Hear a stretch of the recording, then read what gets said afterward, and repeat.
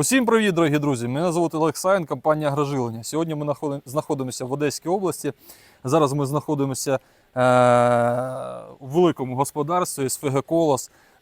Зі мною стоїть власник цього господарства Борис Петрович. Здравствуй, Борис Петрович. Дуже приємно. Так, наперед забігу трохи. Фермерське господарство СФГ «Колос» в прошлому році придбали наш агрегат, 12-метровий агрегат, попрацювали по своїх полях і вже у 2024 році, з 2023 року вже планували, і в 2024 році придбали ще в нас декілька агрегатів нової моделі 11,2 метри, а також переробили отакого красення фаз. Це фаз у нас 82-18, наскільки я пам'ятаю, 18-метровий, так? Да. Переробили під технологію Cooldown. Борис Петрович, приїхав до вас попитати, розпитати вас все. Розкажіть, будь ласка, як ви познайомились, можливо, з цією технологією, яке майбутнє бачите в цій технології, чому ви до цього прийшли? Можете так буквально? Для півдня воно дуже сьогодні важливо пошук варіантів, які б нам забезпечили хоч якусь прибутковість в порівнянні з тими зонами, де люди, може, сьогодні на це не звертають уваги. Тому наші погодні умови спонукають нас шукати рішення, які б нам могли, вирівняти і зладити наші такі погодні проблемні умови, які складаються все частіше в нашому регіоні. Тому ми і були на шляху пошука внесення добрив, щоб їх раціонально внести, враховуючи часом недостаток вологи, якраз їх внести вчасно і внести їх в ґрунт, а не на ґрунт.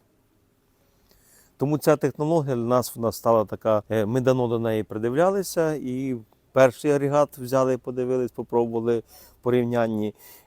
І вона для нас дуже сьогодні актуальна і навіть, скажу, перспективна, тому що ті умови, які ми сьогодні при ціні на добрива і їх, я би сказати, собівартість у вирощеній продукції дуже великий, тому і внести їх вчасно, раціонально дуже важливо.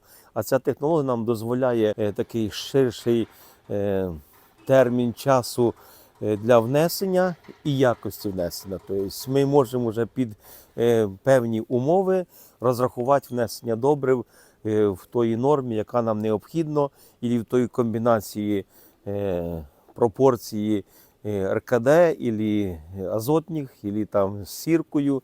Тобто ми вже можемо тут більше мати таке місце і час для маневру. Ну так, я пам'ятаю, що ви казали, що ви вже придивляєтесь до цієї технології чи з 18-го, чи навіть з 17-го року, да? Дізналися за технологію. 18-й, мабуть. Десь 18-й рік, да? Борис Петрович, поділіться, будь ласка, з вашими колегами. Я знаю, що ви самі робите, скажімо так, не просто вносите каз, так, а ще замішуєте різні раствори з сіркою і так далі. Якщо вам не важко, можете з колегами поділитися своїм досвідом, тому що я так розумію, що я знаю, що коли сірку просто додають, навіть у вигляді тіасульфату і навіть у вигляді з сульфату амонію, так, розтворяєте, додають каз, вже кращий результат. А ви казали, що ви ще там щось додавали, там, да? Щось експериментуємо, скажу так. Тому просто касом воно вже, би сказати, не так ефективно. Десь чогось не вистачає, чогось більше. Тому під умови цього року було важливо більше внести нітратного азоту. Тому просто збільшувати кількість касу було не скільки, я би сказати, стратегічно. Тому ми вже так комбінували свій розчин, своє приготування. Частково кас, частково розчиняли селітру, додавали сульфата амонія, щоб зробити той розчин, який би нам відповідав би, сказати, вже з аналізами ґрунту. І це якраз нам дозволило збалансувати ту потребу живлення і в той час внести, коли це було рослині необхідно. Так, круто. І ще я хотів задати питання. От ви сказали, що технологія Cooldown вам дає таку, скажімо так, більший період, так, для внесення. Давайте, можливо, хтось не знає ще за технологію Cooldown, нас дивляться багато людей, так. Хотів так вкратце пояснити і від вас почути, так чи ні. Тобто, якщо ми кажемо, що ми вносимо, допустимо, традиційним методом, це лійкою або там оприскувачем, то ідеально, щоб після внесення пішов добрий дощ, щоб це промилося, так. А з технологією Култан ви вже не прив'язані, скажімо так, прямо до дощу. Ви можете працювати там навесні, вносити на глибину там 6-7 см, там завжди є волога. От ви за цей період кажете, так? Ну, сказати, у нас розширюється можливість комбінованого внесення добрив, зберігаючи, сказати, десь варіанти і сівалки, я не виключаю Ну ці да. можливості, десь для екстреного внесення. Я не хочу, щоб не було панацеї, що ця технологія все змінює, все вирішує і чудо. Я хочу бути відвертим перед своїми колегами, що тут треба все з холодною головою, і, я би сказати, і з таким правильним баченням. Все має місце, але є пріоритети, але є стратегія. Тому в нас залишилися, я би сказати, десь частково ще і внесення і сівалками в цьому році, для того, щоб десь прискорити процес. Але 90% ми внесли по цій технології якраз в той час, коли можливості внесення лійками не було, бо не було опадів.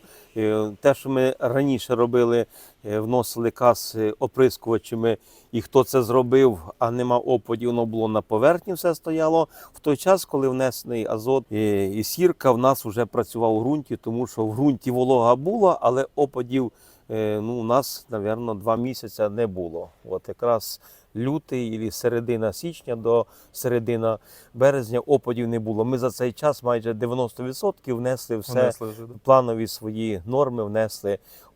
Тому от якраз це було те вікно можливостей якраз для цієї технології. Ну, якщо я правильно розумію, то ви залишили усі інструменти, котрими користувалися, залишили ці інструменти і, ісходя із погодних умов, умов, скажімо так, для внесення, ви можете користуватися і лійкою, і оприскувачем, та сівалкою, якщо ви бачите, що це буде ідеальна умова для внесення таким образом добрив.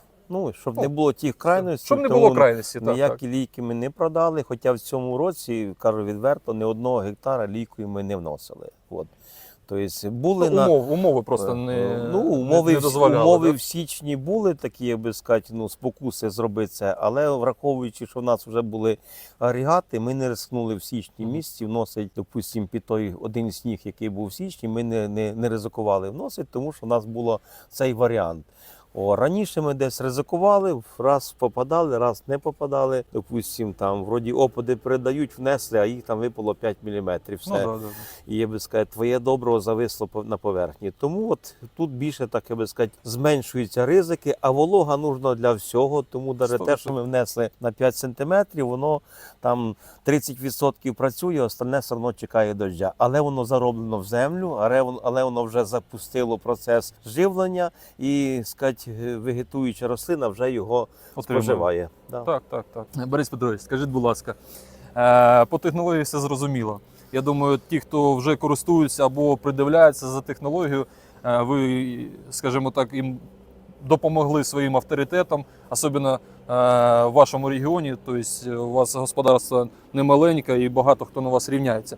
От. Я хотів спитати тепер за технічну сторону, як наші агрегати та перероблений агрегат, як воно спрацювало, були якісь нюанси, там щось ламалося, не ламалося, тобто як в принципі сезон відпрацювали? Ну, я скажу так, що я більше, би сказати, даю перевагу широкозахватним агрегатам, тому менше 12 метрів я не вбачаю цим агрегатом працювати, щоб менше було проходів, менше було топтання вже посіяного поля, тому я за 12+. Тому цей агрегат, коли ми його брали для себе, так сказати, для програма переобладнання, то він у нас вже був 18 метрів, то ми вже розуміли, що це ми вже щось вирішимо на полі з такою шириною. Тому вже від залежності величини господарства треба, але менше 12, як виробнику побажав би, допустим, не робити.